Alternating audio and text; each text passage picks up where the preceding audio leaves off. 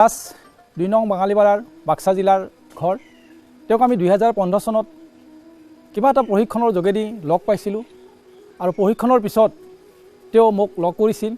তেওঁ সেই সময়ত জীৱিকাৰ সন্ধানত অনাই বনাই ঘূৰি আহিছিল, কাৰণ তেওঁ তেতিয়া যি জীৱিকা আৰম্ভ কৰিছিল সেই জীৱিকাই দি তেওঁৰ ঘৰখন চলা নাছিল। তাৰ কাৰণে তেওঁ বিকল্প কি জীৱিকা আছে তাৰ সন্ধানত তেওঁ হাবাথুৰি খাইছিল।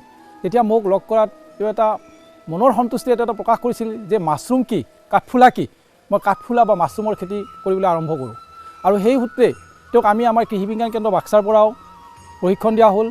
তাৰ উপৰিও তেওঁ হিমাচল প্ৰদেশত গৈ মাছৰুম সম্পৰ্কে সম্যক জ্ঞান আহৰণ কৰি আহি তেওঁ আৰম্ভ কৰিছিল, কিন্তু তেওঁ হতাশ হৈছিল, কাৰণ তেওঁ কৃতকাৰ্য হ'ব পৰা নাছিল। বাৰে বাৰে তেওঁ এই মাছৰুমৰ বেগ প্ৰস্তুত কৰে, কিন্তু তেওঁ বাৰে বাৰে ফেইলাৰ হয়। কিছুমান ফাংগাছ আহি পেলাই তেওঁৰ মানে কি হয়, তেওঁৰ কামটোত বাধা দিয়ে। তেওঁ আকৌ লগ কৰিলে আমাক যে যদিও মই শিকি আহিছোঁ, তথাপিও মই হাতে কামে আগবাঢ়িব পৰা নাই, ক'ত মোৰ গণ্ডগোলটো আছে। তেওঁক আকৌ আমি ভালদৰে বুজাই মিলাই দিলোঁ। আমাৰ যিজন আমাৰ মাছৰুমৰ যিজন বিজ্ঞানী, তেওঁ ধুনীয়াকৈ তেওঁক বুজাই মিলাই দিলে। কিন্তু তাৰপিছত তেওঁক আমাক এটা ক'লে যে মই প্ৰায় 2 কেজি বা 4 কেজি ডাঙৰ ডাঙৰ বেগ কৰোঁ, কিন্তু সেই বেগবিলাক যেতিয়া মোৰ কণ্টামিনেশ্যন হয় বা আন ভেঁকুৰে যেতিয়া তাত মানে সোমাই যায়, তেতিয়া মানে কি হয়, মোৰ গোটেই খেৰখিনিতো যায়, আকৌ স্পনখিনিও যায়। গতিকে মোৰ দৈনিক মানে কি এটা লোকচানৰ ফালেহে মই আগবাঢ়ি আছোঁ। তেতিয়া তেওঁক আমি এটা সহজ উপায় দিলোঁ। সহজ উপায় মানে কি, যে তুমি অলপ সৰু সৰুকৈ কৰা।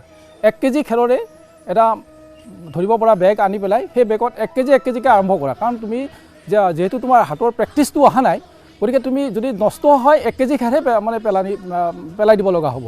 গতিকে তুমি অলপ সৰু সৰুকৈ কৰা, আৰু যেতিয়া তুমি সঁচাকৈ ছাকচেছ হ'বা, যেতিয়া তোমাৰ হাতৰ প্ৰেক্টিছবিলাক আহি যাব, তেতিয়া তুমি ডাঙৰকৈ কৰিলেও কৰিব পাৰিবা। আৰু সেই সূত্ৰে তেওঁ মানে 2016-17 পৰাই আকৌ তেনেকুৱাকৈ আৰম্ভ কৰিলে।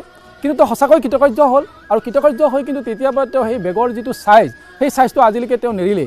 তেওঁৰ মনত কিবা এটা হয়তো এনেকুৱা ভয়ো থাকিব পাৰে, কিবা কাৰণত যদি আকৌ বেয়া হয় তেতিয়াহ'লে মোৰ আকৌ মানে পেলনি যাব। গতিকে তেওঁ সেই 2016-17 পৰা পূৰ্ণ গতিত লাগিলে। তেওঁ পশ্চিমবংগতো নিজাকৈ গৈ পেলাই তাত যিবিলাক লেবৰেটৰী বা তাত যিবিলাক প্ৰক্ৰিয়া চলি আছে, সেই প্ৰক্ৰিয়াবিলাকো মানে চাই আহিলে। চাই আহি আকৌ মানে পূৰ্ণ গতিত তেওঁ লাগি তেওঁ আজি সঁচাকৈ বৰ আনন্দৰ কথা মই এটাই ক'ব বিচাৰোঁ, যে যি সময়ত ধৰক জীৱিকাৰ সন্ধানত তেওঁৰ নিচিনা ডেকা ল'ৰা কিছুমানে নিজ ৰাজ্য ত্যাগ কৰি বহিৰাজ্য গমন কৰিছে, সেই সময়ত এই সাংসাৰিক মানুহজনে, ল'ৰাজনে নিজৰ ঘৰতেই অতি কম খৰচতে এক মাছৰুমৰ নিচিনা এক কৃষি কৰ্ম তেওঁ হাতত লৈছে। আৰু যিটো কৃষি কৰ্মৰ যদি তেওঁৰ নিজৰ পৰিয়ালটো সুন্দৰকৈ চলাৰ উপৰিও আন 10টা পৰিয়াল, অৰ্থাৎ তেওঁৰ যিখন মানে ফাৰ্ম, সেই ফাৰ্মখনত 10টা কাম কৰা মানুহে দৈনিক কাম কৰি থাকে। গতিকে তেওঁ 10টা পৰিয়ালক মানে কি ভৰণ দি আছে। অৱশ্যে তেওঁ 2019লৈকে তেওঁৰ যিটো বজাৰ আছিলে, বৰ সুন্দৰ বজাৰ আছিলে, কাৰণ বাক্সা জিলাখন আমাৰ ভূটান প্ৰদেশৰ ঠিক দাঁতিকাষৰীয়া। গতিকে তেওঁ ইয়াত যিখিনি কেঁচা সামগ্ৰী মাছৰুম উৎপাদন হৈছিলে, সেই গোটেইখিনি তেওঁ ভূটানলৈ গৈছিলে, কাৰণ ইয়াৰ ঘৰৰ পৰা ভূটানো বেছি দূৰ নহয়। কিন্তু 2019 চনত যেতিয়া আমাৰ মহামাৰী সকলোৱে জনপ্ৰিয় যিটো ক'ভিড আহিলে, তেওঁ অলপ বাধাৰ সন্মুখীন হৈছিল। তেতিয়া আমি তেওঁক এটা দিহা দিছিলোঁ যে তুমি নষ্ট নকৰি টিঙৰ ওপৰতে মানে শুকান কৰিবলৈ চেষ্টা কৰা, কাৰণ তেওঁ মেচিনো নাই, জাষ্ট তেতিয়া খুব চালুকীয়া যদিও তেওঁ শুকান কৰিও তেওঁ মাছৰুম বিক্ৰী কৰিছে। কিন্তু এতিয়াও ভূটানৰ গেট খুলি দিয়া নাই যদিও তেওঁৰ কিন্তু বজাৰ এতিয়াও মানে যথেষ্ট বাঢ়িছেহে। কাৰণ এইকাৰণেই যে তেওঁৰ এই অঞ্চলটোক তেওঁক দেখি পেলাই আন বহুতো ডেকা ল'ৰাই মানে কি কৰিছে, মাছৰুমৰ নিচিনা এটা কৃষি মানে কৰ্ম এটা হাতত লৈছে। এওঁ নিজৰ গাঁৱৰ ওচৰতেই মানে তেনেকুৱা ধৰণৰ এটা মানে গ্ৰুপ কিছুমান ল'ৰাই ঘৰে ঘৰে এই মাছৰুমৰ খেতি কৰিবলৈ দেখা পোৱা যায়। বীজ বনোৱা মেচিন, এইটোৰ সহায়েৰে মই মোৰ বীজখিনি প্ৰস্তুত কৰি লওঁ। এইটো মই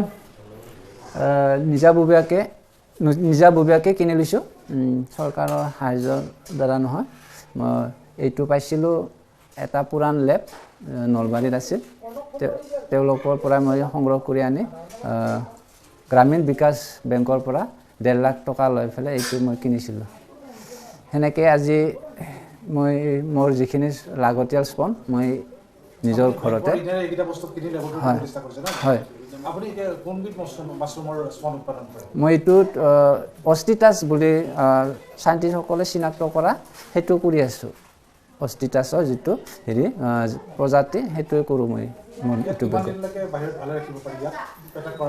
স্পনটোৰ যেতিয়া এটা হেৰি হয় স্পন ৰেডি বুলি কয় স্পনটো ৰেডি হওঁতে 20 দিনমান সময় লাগে আমি বেগ বনাব পৰা উপযুক্ত সময়লৈকে তাৰে পাছত 20 দিনমানলৈকে কাম কৰি আমি থাকিব পাৰোঁ টোটেল স্পনৰ টাইমটো 40 দিনমান টাইম ভালে থাকে এই স্পনটো আপুনি আপোনাৰ নিজৰ কাৰণে ব্যৱহাৰ কৰে নে আশে-পাশে মানুহৰ কাৰণে দিয়ে মোক লাগাখিনি মইতো ব্যৱহাৰ কৰোৱে আৰু ওচৰৰ সৰু সুৰা দুইজনে আহি ফাৰ্মাৰে আহি তাৰমানে 20 পেকেটে 50 পেকেটে 100 পেকেটে সেনেকৈ লৈ যায় কি দামত বিক্ৰী কৰে আপুনি মই মোৰ স্পনটো 25 টকাকৈ পাৰ পেকেট 200 গ্ৰামত বিক্ৰী কৰোঁ এই স্পন তৈয়াৰ কৰা সম্পৰ্কত কিবা প্ৰশিক্ষণ আপুনি লৈছে নেকি হয় মোক হিমাচলত পঠাইছিল আমাৰ কেবিকেৰ ফালৰ পৰা তাতে মই প্ৰশিক্ষণ লৈ আৰু লগতে তাতে প্ৰশিক্ষণ লৈও মই টেকনিকেলখিনি শিকি আহিছিলোঁ আৰু আজিকালি ইউটিউবতো বহুখিনি মানে শিকিব পাৰি সেই থ্ৰুদি মই ইউটিউব চাই